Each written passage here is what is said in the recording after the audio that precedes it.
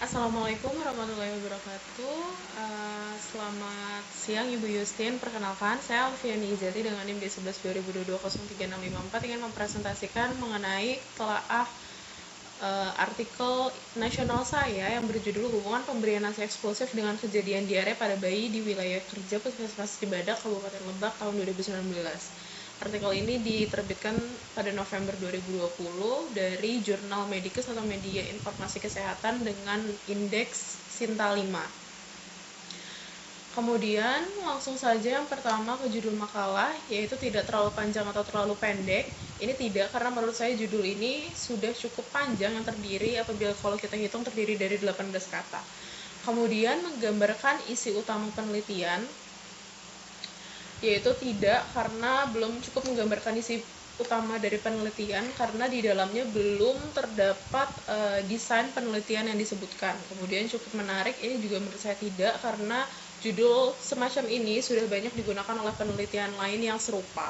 Kemudian tanpa singkatan selain yang baku, ini ya, karena di dalam artikel ini hanya mengandung satu jenis singkatan, yaitu ASI atau air susu ibu.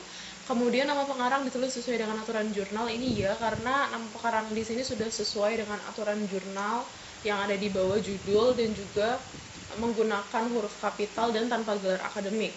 Kemudian abstrak satu paragraf atau terstruktur. Menurut saya iya, karena abstrak di sini termasuk jenis ke abstrak yang terstruktur. Kemudian mencakup komponen imrat, pendahuluan, metode, hasil, dan pembahasan, ya, karena bisa kita lihat di sini bahwa abstrak di sini mencakup komponen pendahuluan, kemudian juga ada tujuan, ada metode, ada pembahasan, bahkan juga terdapat kesimpulan di akhir abstrak ini. Kemudian secara keseluruhan informatif, ya, menurut saya sudah cukup informatif. Kemudian tanpa singkatan selain yang baku, sama seperti judul, di sini ada satu jenis singkatan, yaitu ASI atau air susu ibu. Kemudian kurang dari 250 kata. Apabila kita hitung di sini memang kurang dari 250 kata, yaitu sekitar 213 kata. Kemudian ringkas terdiri dari 2 sampai 3 paragraf. Ini tidak, karena menurut saya pendahuluan dari artikel ini tidak termasuk dalam kategori singkat karena terdiri dari 5 paragraf. Kemudian paragraf pertama mengemukakan alasan dilakukannya penelitian, ini tidak, karena paragraf pertama dalam artikel ini bisa kita lihat masih membahas mengenai masalah utama, yaitu diare pada bayi. Kemudian paragraf berikutnya menyatakan hipotesis atau tujuan utama, ya, artikel ini juga ada mengenai tujuan penelitian pada paragraf akhir di bagian pendahuluan ini.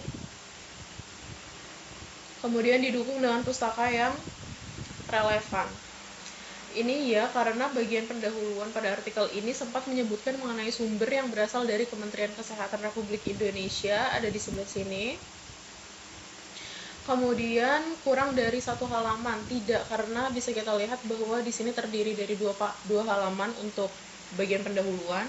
Kemudian ke metode disebutkan desain, tempat, dan waktu penelitian. Ini ya, karena metode di sini disebutkan bahwa desain yang dipakai adalah observasional dengan desain cross-seksional. Kemudian tempat penelitiannya itu ada di wilayah kerja Puskesmas Cibadak, Kabupaten Lebak, dan juga waktu penelitiannya di bulan Juli sampai November tahun 2019. Di sini disebutkan. Kemudian disebutkan populasi sumber, populasi terjangkau, ini ya, dia menyebutkan bahwa populasinya itu adalah ibu yang memiliki bayi berumur 7 sampai 12 bulan di wilayah kerja Puskesmas sebanyak 572 orang di sebelah sini. Kemudian dijelaskan kriteria inklusi dan eksklusi, tidak dijelaskan dalam artikel ini. Kemudian disebutkan cara pemilihan subjek atau teknik sampling, ya, sempat disebutkan karena di sini dimention bahwa teknik pengambilan sampel yang diambil adalah proportional random sampling. Kemudian disebutkan perkiraan besar sampel dan alasannya, ya, besar sampelnya adalah sekitar 89 orang, tetapi sayangnya di sini belum disebutkan mengenai rumus hitung sampel yang dipakai. Kemudian komponen-komponen rumus besar sampel masuk akal, menurut saya tidak relevan karena tidak ada rumus atau komponen yang disebutkan, maka tidak ada nilai apakah komponen-komponen rumus besar sampel yang digunakan sudah masuk akal atau belum. Kemudian observasi, pengukuran, serta intervensi dirinci sehingga orang lain bisa mengulanginya. Menurut saya tidak, karena pada tahap observasi memang dijelaskan mengenai desain yang digunakan. Kemudian juga di sini melibatkan mahasiswa serta bidan sebagai enumerator. Selain itu juga memang sempat dijelaskan mengenai pengolahan data yang menggunakan program SPSS untuk analisis univariate, bivariate, dan juga chi-square. Tetapi sayangnya di sini belum disebutkan mengenai intervensi yang dilakukan terhadap subjek. Kemudian ditulis rujukan bila teknik pengukuran tidak rinci, ini tidak, karena tidak sama sekali disebutkan mengenai rujukan. Kemudian pengukuran dilakukan secara tersamar, ini tidak relevan karena penelitian ini tidak dilakukan secara tersamar, karena pengumpulan data dilakukan oleh mahasiswa kebidanan dan bidan yang mengetahui tujuan dan variabel yang sedang diukur, juga pola perilaku pemberian ASI dan juga kejadian diare pada balita. Kemudian definisi, istilah, dan variabel penting dikemukakan. Ini ya, definisi, istilah, dan variabel di dalam artikel ini cukup banyak dijelaskan, seperti ada definisi dari diare, kemudian ASI, dan juga dehidrasi. Kemudian ethical clearance diperoleh, ini ya, di sini disebutkan bahwa sudah mendapatkan izin dari Komite Etik Penelitian Kesehatan Poltekkes Kemenkes Semarang dengan nomor 188/EA/KEPK/ tahun 2019. Kemudian persetujuan subjek diperoleh, tidak disebutkan dalam artikel ini apakah persetujuan diperoleh, tetapi mungkin juga ada informed consent yang diberikan sebelum penelitian dilaksanakan.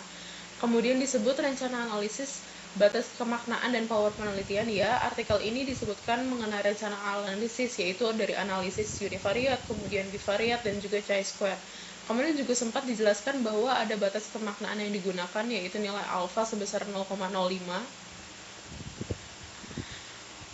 Namun sayangnya untuk power penelitian tidak disebutkan dalam artikel ini. Di sebelah sini kemudian disertakan tabel karakteristik subjek penelitian. Sayangnya tidak, karena dalam artikel ini hanya ada tabel hasil olahan data. Di sini ini yang kedua, lalu ini yang ketiga. Kemudian karakteristik subjek sebelum intervensi dideskripsikan, ini tidak relevan karena penelitian ini tidak ada intervensi yang dilakukan terhadap subjek, maka tidak ada karakter subjek sebelum intervensi yang dideskripsikan. Kemudian tidak dilakukan uji hipotesis untuk kesetaraan pra-intervensi, ini juga sama, tidak relevan karena uji hipotesis tidak ada intervensi yang dilakukan kepada subjek.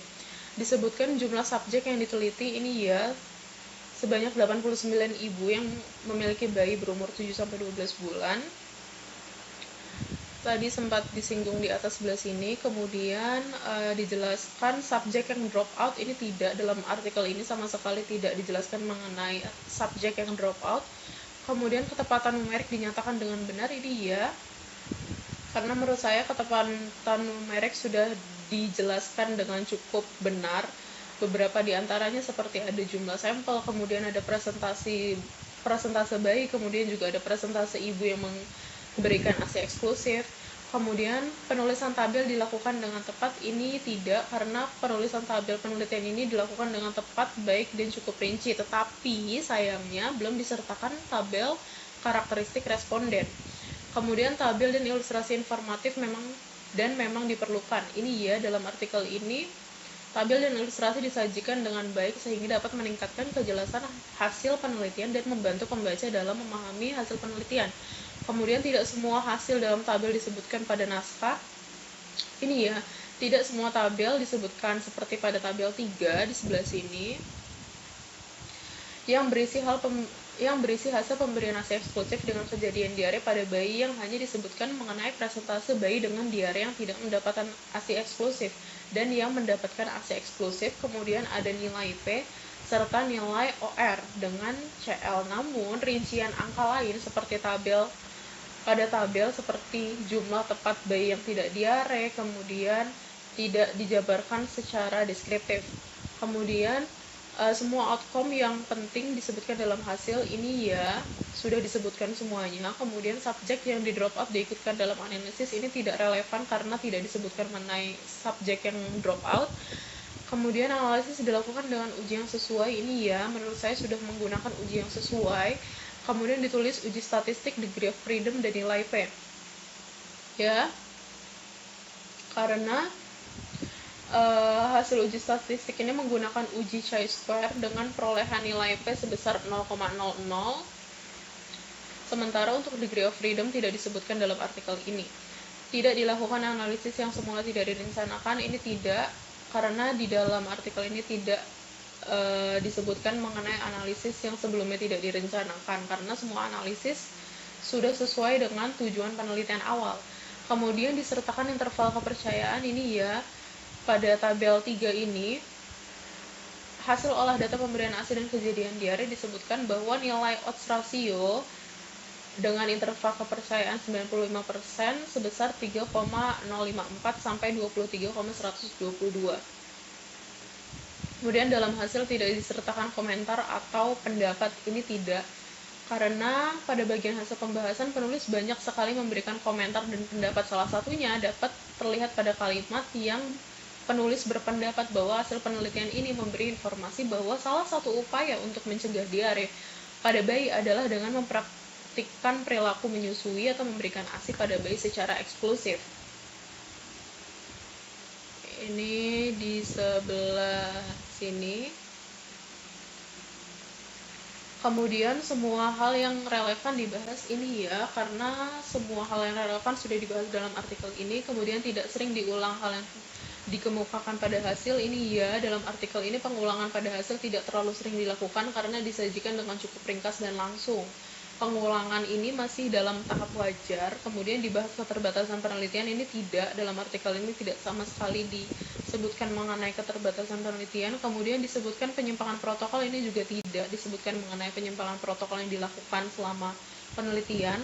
Kemudian diskusi dihubungkan dengan pertanyaan penelitian, ini iya, karena diskusi pada artikel ini dihubungkan dengan pertanyaan penelitian yang dapat dilihat dari tujuan penelitian yang bertujuan untuk mengetahui hubungan pemberian ASI eksklusif dengan kejadian diare pada bayi, yang kemudian dihubungkan pada hasil penelitian ini yang terbukti bahwa terdapat hubungan yang bermakna antara pemberian ASI eksklusif dengan kejadian diare pada bayi.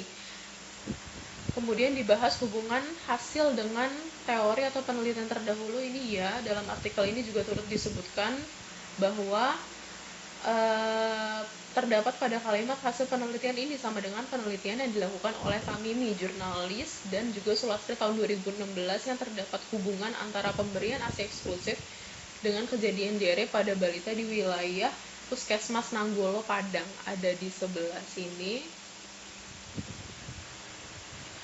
Kemudian dibahas Kemudian efek samping dikemukakan dan dibahas, ini tidak, karena tidak ada efek samping yang disebutkan. Kemudian disebutkan hasil tambahan selama observasi, ini juga tidak ada hasil tambahan yang disebutkan. Kemudian hasil tambahan tersebut tidak dianalisis, ini berarti tidak relevan karena tidak ada hasil tambahan.